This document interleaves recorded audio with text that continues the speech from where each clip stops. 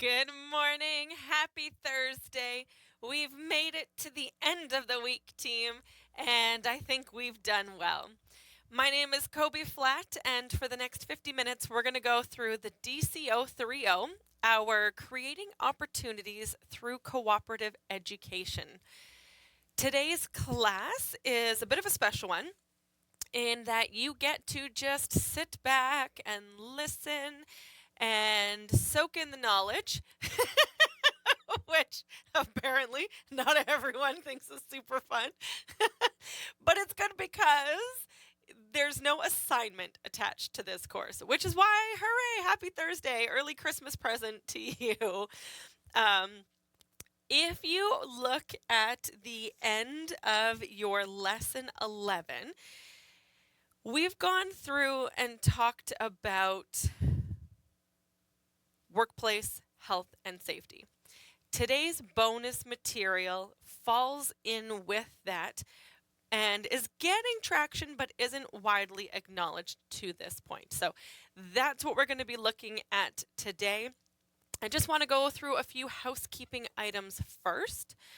We are at the end of our week. Yes, it's Thursday, but remember we only broadcast Monday to Thursdays. Fridays are that chance for you to get caught up on any outstanding coursework that you haven't tackled yet. Because we are at the end of lesson 11, you should have those first 11 lessons submitted for marking. We are still in the first half of our school year, but I promise you June will come quickly. We don't want to be pushing all of our assignments and work to the end. Nobody wants to be indoors in the beginning of June when the weather has become nice again, powering through all of your course material. So please stay on top of it and get your work in as you complete it. Fridays are the perfect opportunity to be going through any questions that you might have. Reach out and we can work through any questions or comments or concerns that you have on Fridays, as you don't have to worry about catching me whether I'm going to be in the studio or not, because there are no classes broadcast on Fridays. If there are any assignments that you're unsure of how to complete, please reach out to me via email, Facebook, phone, on Google Classroom directly. There's an opportunity for you to send a private chat on the lesson that you're working on.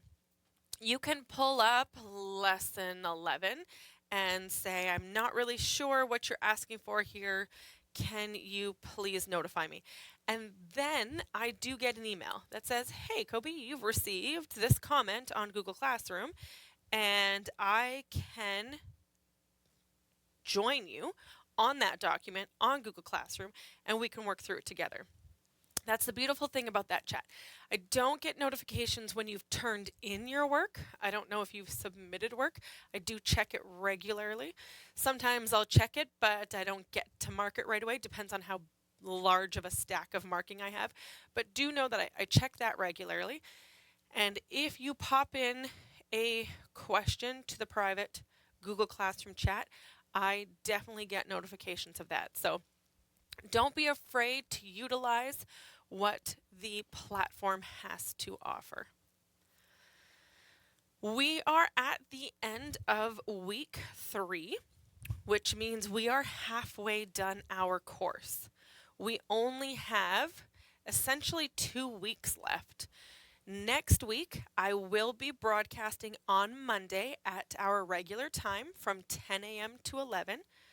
But Tuesday, Wednesday, and Thursday's class of next week will be canceled as I am away at a conference in Toronto. Join back in on Monday, December 8th, and we're going to pick up right where we left off. So today we're going to have a bonus lesson 11 material class. Monday, December 1st, we're going to wrap up Unit 3 with Lesson 12. Now, Lesson 12 is all about WMIS, which is a little bit of a heavy one, but know that you've got the rest of the week off. So I am going to throw WMIS at you on a Monday morning, but you'll have the rest of the week to recuperate. You'll be okay. Then jumping back in on Monday, December 8th, we're going to start Unit 4. That gives us time to complete Unit 4. The next week we'll wrap up with Unit 5 and the culminating, and then you will hopefully have a wonderful 2-week Christmas break to rest, relax, re-energize, and then on January 5th, when our offices are open again and classes resume again, you all get to just focus on any of those outstanding assignments, wrapping up your digital portfolio, obtaining your work hours, but you don't need to tune in the new year. If you have any questions about that, please don't hesitate to reach out. Make sure to be checking Google Classroom. On our stream is where I have these updates and notices. I also put it on my Facebook page. If you are unsure, there are 2 wonderful places for you to be checking. Remember, the last class is Thursday, December 18th. I don't think I actually voiced that for those of you who can't see my slides and are just listening.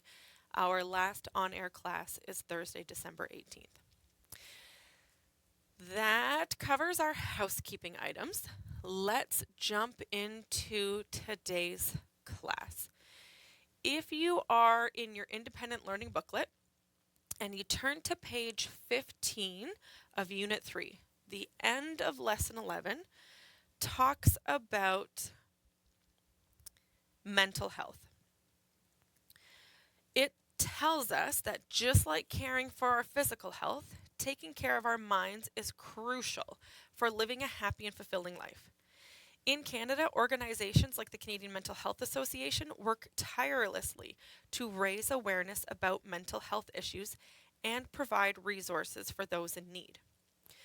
We have come a long way in not only acknowledging, but assisting those with mental health and recognizing what it is and how we can help.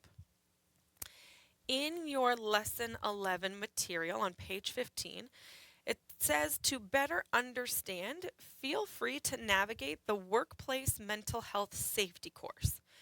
This is a course online that is free for you to take. On average, it should take about half an hour to complete if it's something that you're interested in. It's free, but you do have to create an account because then it sends you your certificate. If you have a different course that you're interested in, feel free to look at that course, see if it has a certificate at the end, and again, keep that certificate. Having a certificate on mental health training is huge in today's workplace. Keep it for your records, put it in your digital portfolio, add it to your resume. It is something that workplaces are becoming more receptive to and acknowledging the importance of, that a lot of organizations and companies will offer mental health days in addition to sick days. Find out what your placement/workplace has in their policies for that. And maybe it's something that you can start a conversation about in your workplace. Today, because it's a huge part of health in the workplace, I am adding this lesson, which if you're following along the slides, you can see the agenda is we're going to talk about what is mental health, reducing stigma and building awareness, stress, coping, and maintaining balance, and then different scenarios. We're going to go through some scenarios together about mental health and well-being in the workplace.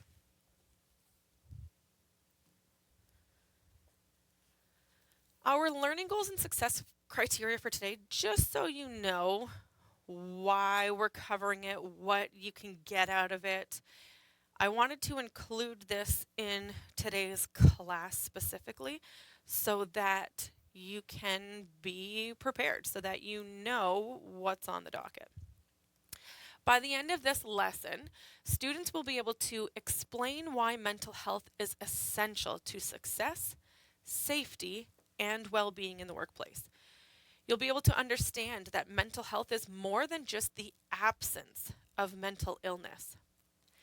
You'll be able to identify strategies to support your own mental health and well-being at school, at work, and in your personal life.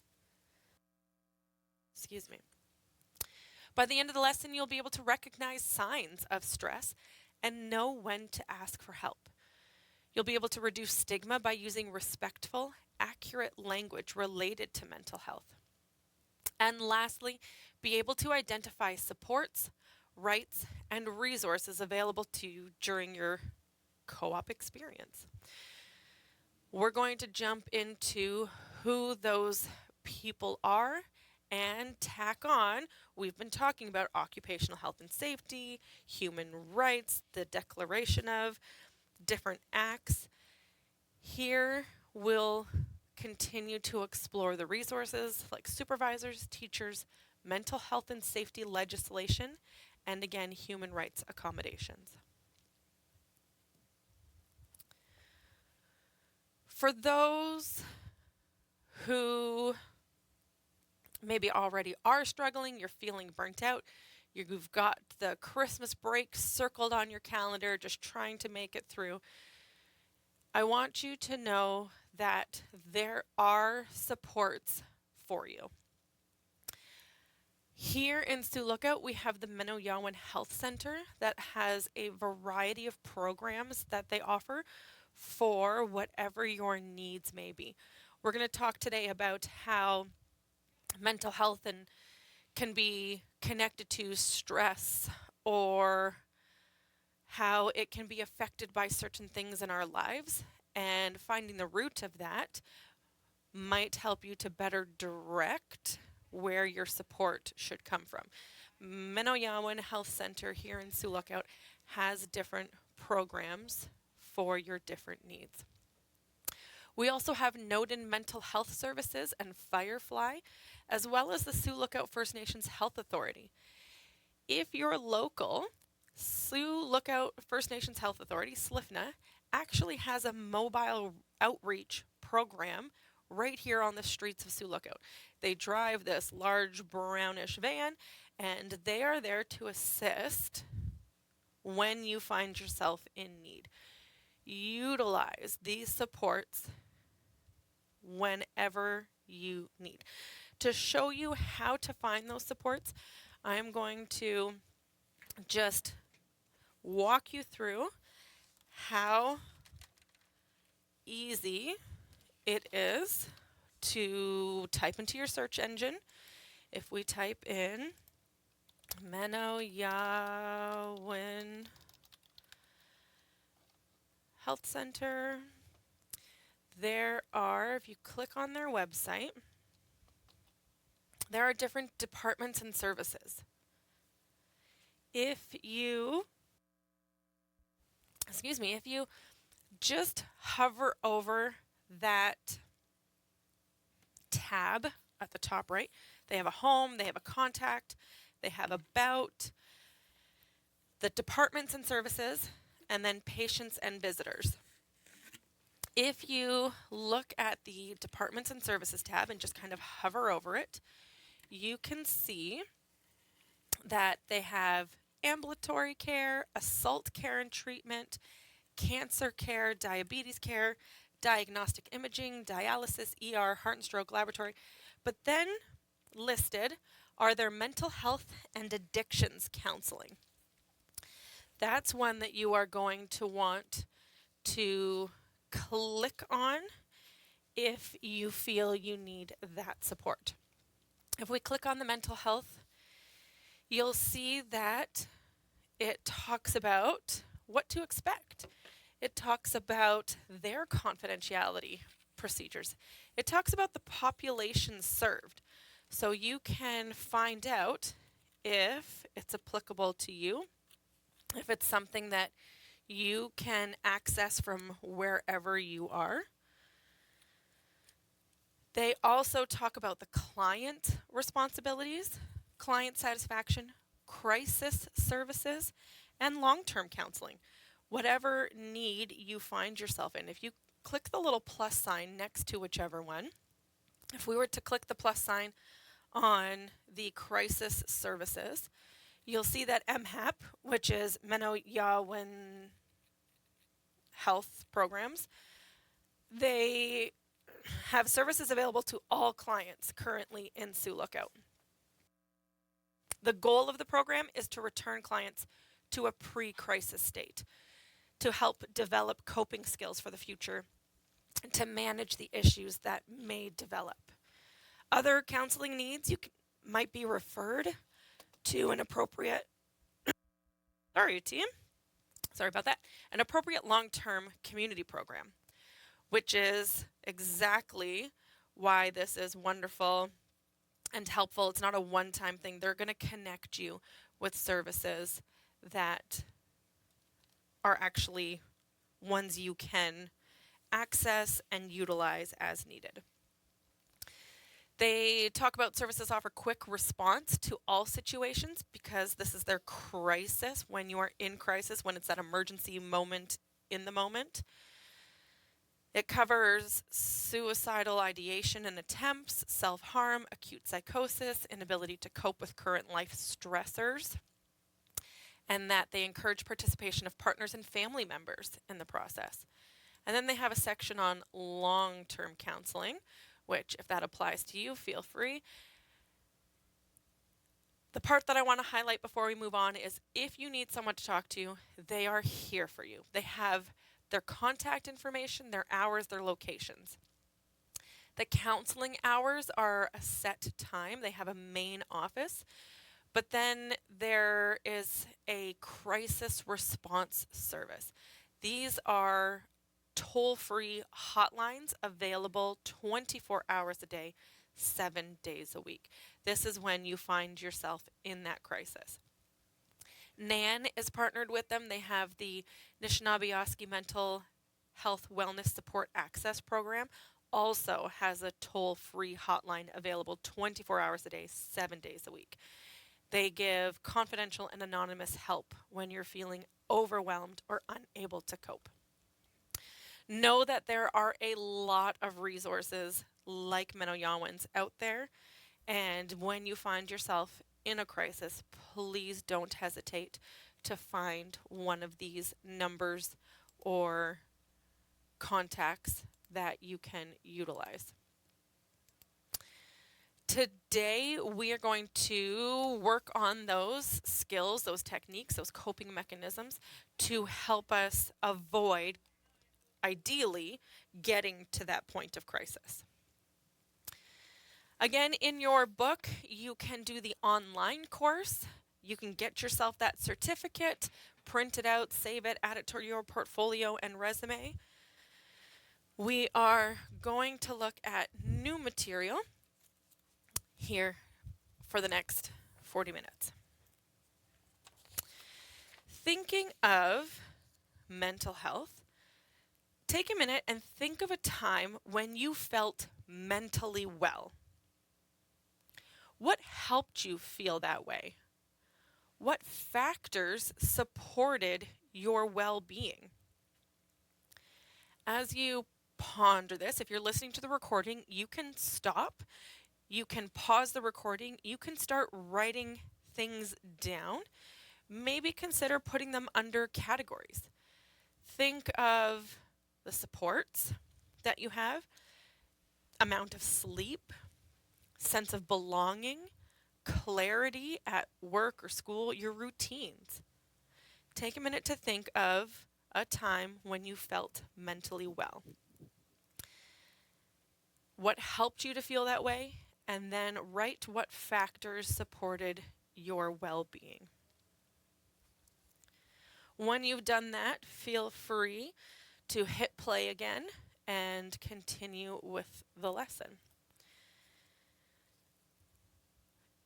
I want to note that mental health involves feelings, behaviors, relationships, coping, and a sense of control.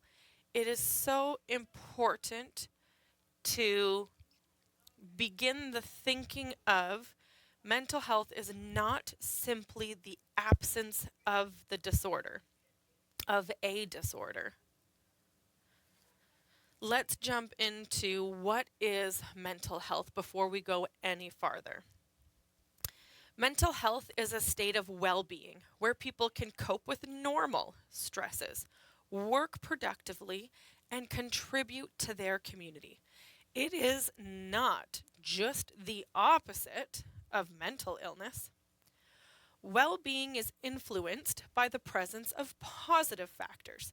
So this is where you can go back to the activity that we started with, where you were to think of a time when you felt mentally well, what helped you feel that way, what factors supported your well-being. Maybe you listed one of the following positive factors: supportive relationships, sense of purpose, feeling valued, safe environments, opportunities for growth, and or balanced lifestyle. Again, mental health does not mean the absence of problems.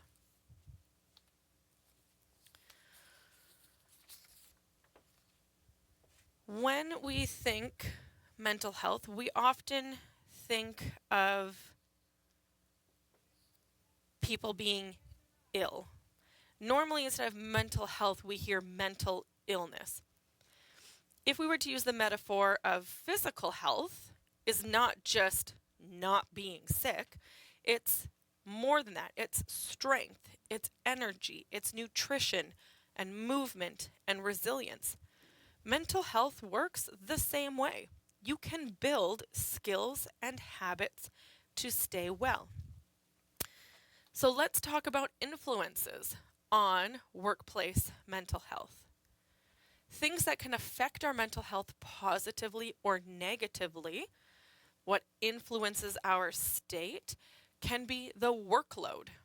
If we've got a heavy workload, if we're feeling swamped, if we're feeling like we're just keeping our head above water, there aren't enough hours in a day, that can affect our mental health. Clarity of expectations. If you are feeling like, perfect, I know exactly what's required of me, I know exactly what's expected of me, I know how to do it, I have the tools to be successful, that affects your mental health. That puts you in a great positive state. If you feel like, I was asked to do this, I don't know what it is, I don't know where to start, I don't know who to go to for help, I don't know if I'm doing it right, then you start spiraling, and that can affect your mental health negatively. If you feel supported, feeling supported is a huge influence on workplace mental health. If you feel like there are those around you who can help you, or that you have the freedom and safe space to make mistakes, you have people to rely on or fall back on, or if something goes wrong, they're going to have your back. That feeling of being supported is a huge influence on workplace mental health. Workplace culture affects one's mental health, either positively or negatively, depending on how you feel the environment is, that workplace culture. Safety, both physical and emotional, can influence your mental health in the workplace. Another influence is equity, inclusion, and human rights protections. All of these, depending on how we're feeling, can continue to then, like a domino effect, make our mental health better or worse, help or hinder, and what we want to start to hone in on in order to solve the problem, to learn how to cope, to rectify so we can have better mental health. Again, if you want to pause the recording here and jot down a few notes, you can give yourself a little test to gauge where your mental health influencers are. How do you feel about your workload? The clarity of expectations in the workplace? Do you feel supported? If you do, maybe list down. If you put something to paper, sometimes it helps us to remember it better. It helps to solidify that it's real. If you have a supportive work colleague or even somebody at home, your support system is huge, and we're going to talk about that more later. But write it down. Your workplace culture, if you had to describe it to somebody else, how would you describe it? What about the safety and equity, inclusion, and human rights protections? What would you say about these influencers in your workplace?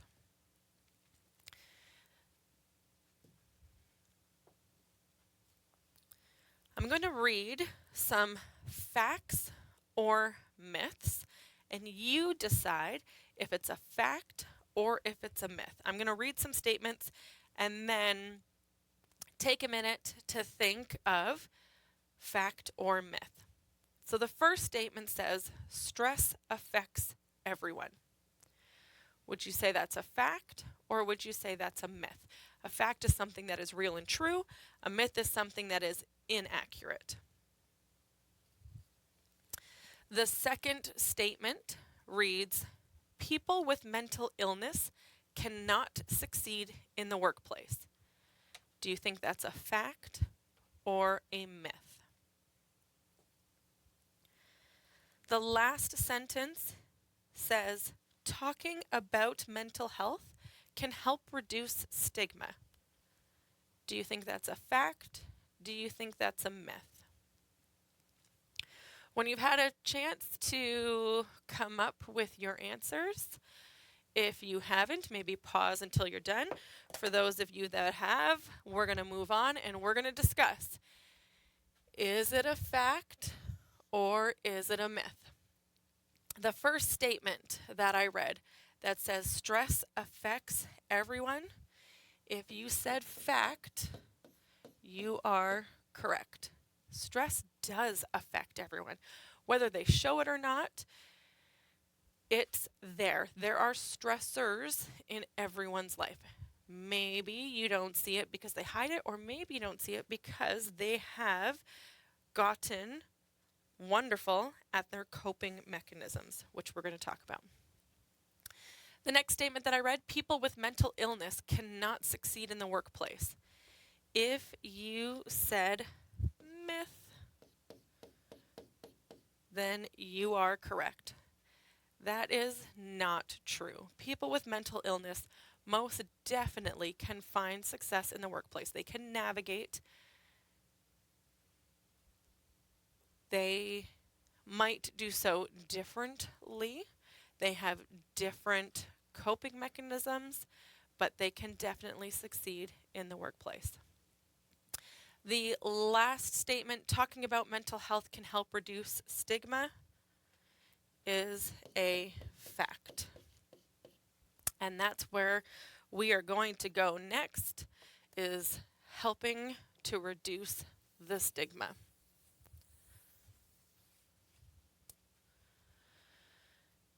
When you look up the word stigma in the dictionary, it's defined as a mark of disgrace associated with a particular circumstance, quality, or person.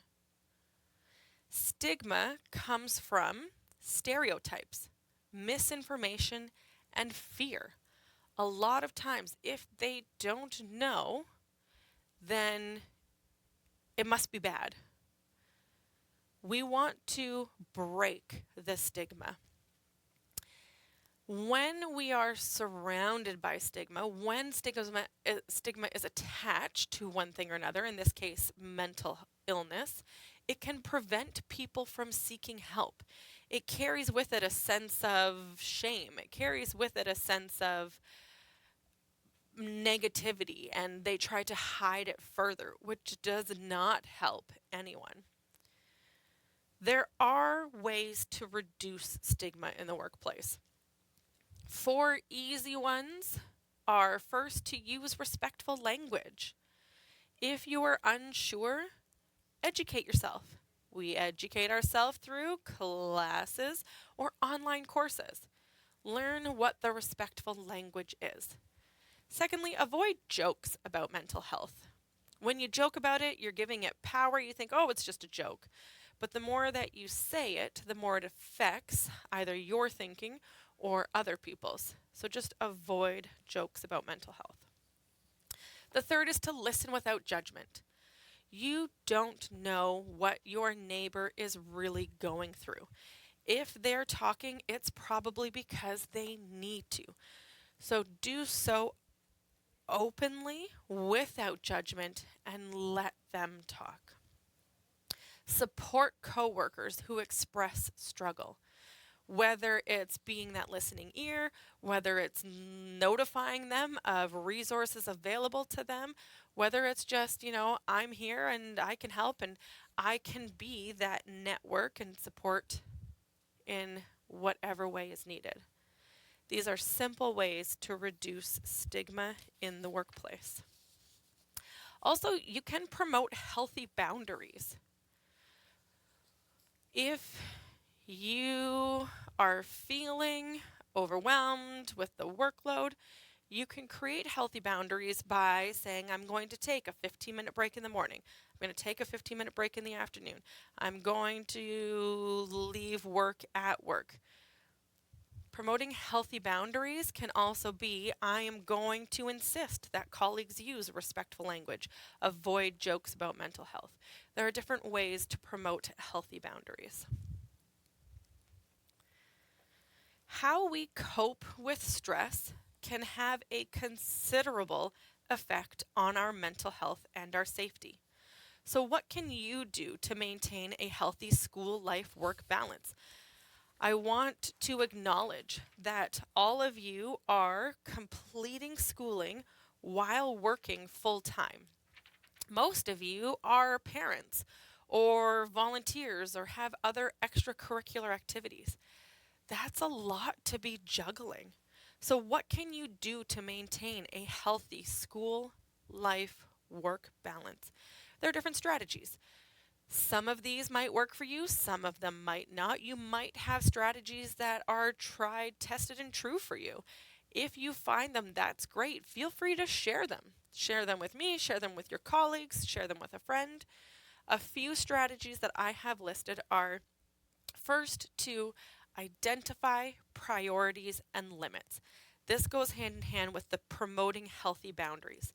Set those limits, and by identifying priorities, you can really focus your energy on what is important. Second way to find a balance is to avoid overcommitting to shifts or to tasks. It's amazing that you want to help out. It's amazing that you want to cover for, but recognize that you need a break too. And by doing too much, you will get overwhelmed and burnt out. Understand that a lot of times we take extra shifts because we need that extra money and we're working towards something. And again, that's a wonderful work ethic. Just be mindful of that balance. Third strategy is to schedule breaks and sleep. Again, if you're feeling overwhelmed, make an effort to stand up and walk away, stretch it out. If you get your 15-minute breaks, try to take them. And then, easier said than done, is to get rest. Get a good night's sleep. Often when we're stressed, That's what's on our mind. That's what keeps us up. And you're tired and you want to go back to sleep, but your mind is going a million miles a minute and it's hard to do. So, one thing to do is to create a routine for yourself. You can make sure you're going to bed at the same time every night. Go through, maybe it's these practice grounding or breathing techniques. Maybe before bed, you're going to do breathing techniques. You're going to listen to music. You're going to write in a journal and then go to sleep, and do it every night so that it becomes routine. But there are so many apps and online resources now that provide these grounding and breathing techniques that it's easier to do. There are so many breathing techniques that you can find one that works for you. Another strategy is to use planners or apps to manage deadlines. So not just apps for breathing techniques, for yoga, for practicing grounding, but for managing deadlines. Set in your calendar, set on your app, set in your planner. This has to be done by this date. This has to be done by that date. I have to make sure that this goal is met by this time or this deadline is met. And it will allow you to stay on track because, again, when you write things down, it becomes more real. It becomes concrete. A great strategy for finding balance is to reach out early when you're feeling overwhelmed. Don't wait until your head's gone below water. You want to reach out. There are resources and supports available. The next strategy is to maintain physical activity and healthy eating. It's 2025 and there has been a multitude of research conducted on how healthy eating, what we eat, affects our brain, affects our bodies. Physical activity releases certain endorphins that allow for better positive mood. It really is real. I think of the movie Coco when he finds out he's walking across the flower bridge and he says, "Oh, next you're going to tell me vitamins are real too." And the ant says, "Well, of course they are." It's like, yeah, now I think they might be. And it's real. We know that maintaining physical activity and healthy eating can promote healthier well-being overall. The last strategy is to keep social connections. When you rely on, lean on, connect with your support system, your mood is already lifted and it feels like you're sharing the load and makes it more manageable. So use them. Now there are different coping mechanisms. We're not going to get into what they all are and what they all could be because of time, but recognize that there are healthy coping skills and unhealthy coping skills. Healthy coping mechanisms would be talking to someone, planning, like we said, put it in your planner, use an app, taking breaks, hobbies, exercise, using support services. These are all good ways to cope. Unhealthy coping would be avoiding tasks. Just because you don't want to see it doesn't mean it's not there. Just because you don't want it to happen doesn't mean it will. Avoiding often makes the problem worse. It makes it bigger. It makes it harder. So don't avoid tasks. Substance use. Substance use can feel like a band-aid. If I just go numb for a little bit, I feel better. But it doesn't fix the problem. Again, it just postpones it. Withdrawing from others doesn't help because then you have this overwhelming sense of dread and loneliness and like you have to carry the weight all by yourself. And self-blame is not helpful either. Focus on the healthy coping mechanisms and avoid the unhealthy. To wrap up our class, we have about 10 minutes left. I want to go through some workplace scenarios with you. And I realize now that I didn't I was going to hide it until I clicked on it, but oh well, cat's out of the bag. Here it is. Scenario A.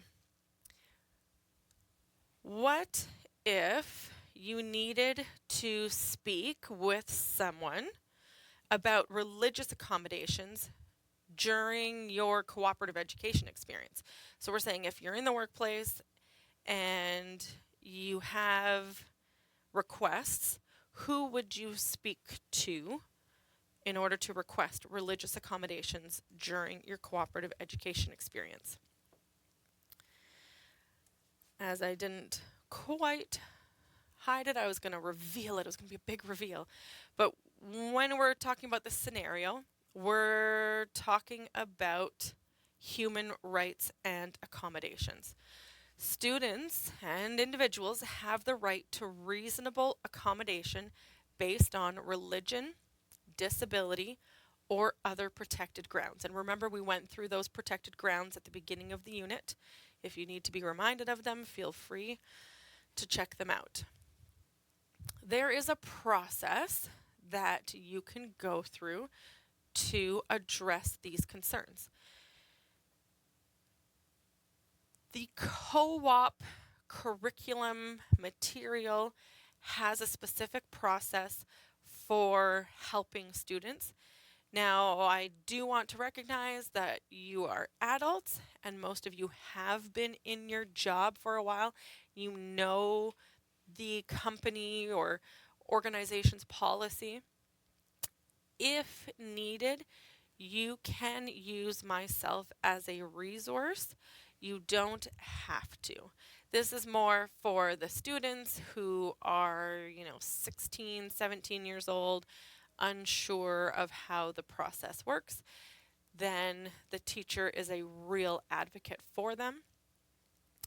For those of you in your workplaces, you would want to work with your placement supervisor.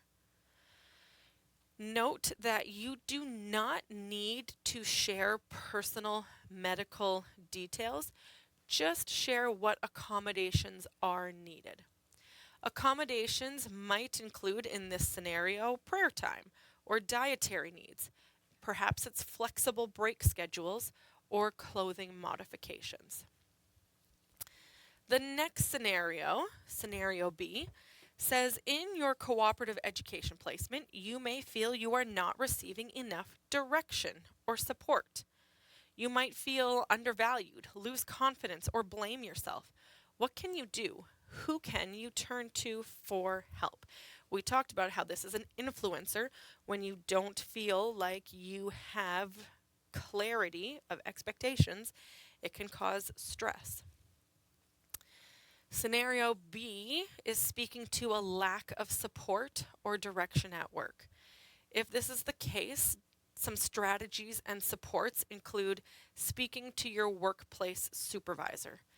Ask for clarification of tasks. Just ask them. If you're unsure, just ask.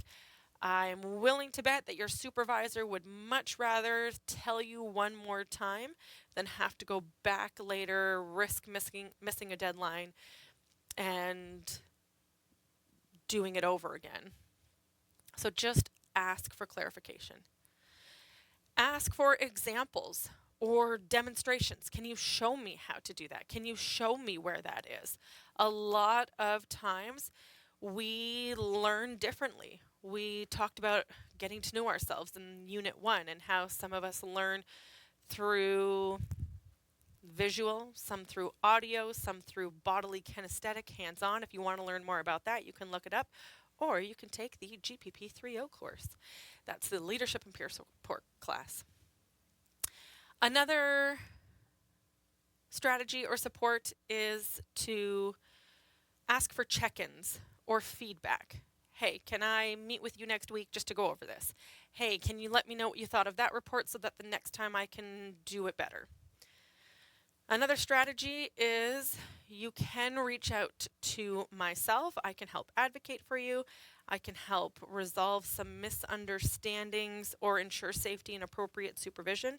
But most of you are adults. You've been in your job for a long time.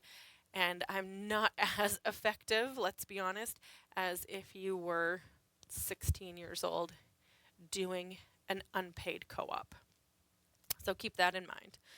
You can always talk to trusted adults, family, or counselors, and you can practice self-compassion and remind yourself that needing direction is normal.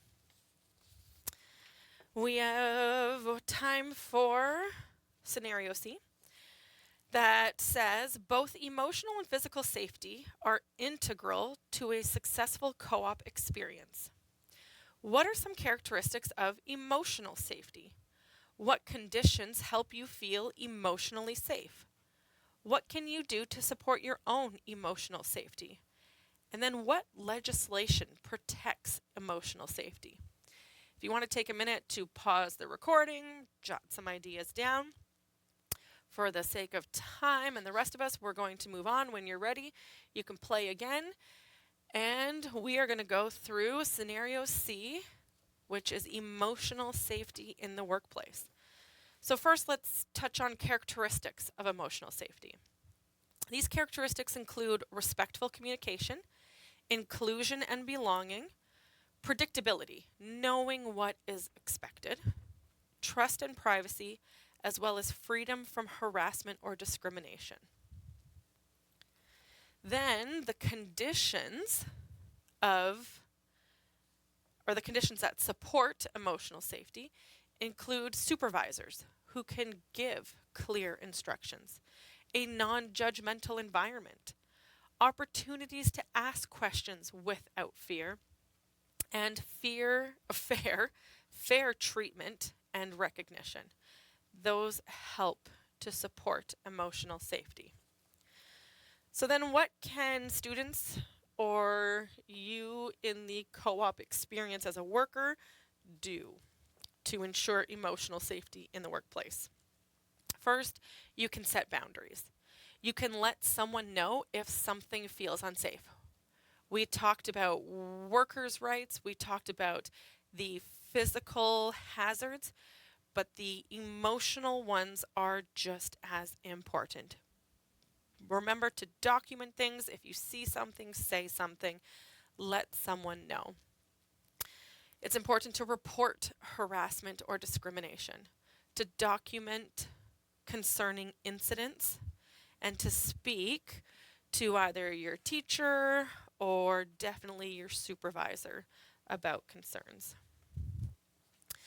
I want to tie it all back in before we end this class about relevant legislation. So we're talking in Ontario. We started the lesson with different acts and rights and codes and laws. It all applies with mental health as well. Occupational Health and Safety Act protects workers from unsafe work, harassment, and violence. The Ontario Human Rights Code protects against discrimination based on race, gender, religion, disability, etc. The Employment Standards Act ensures fair treatment for all. So one last parting thought before the class ends is to consider the following. You can write these down on a piece of paper. You can think about them as you go throughout your week.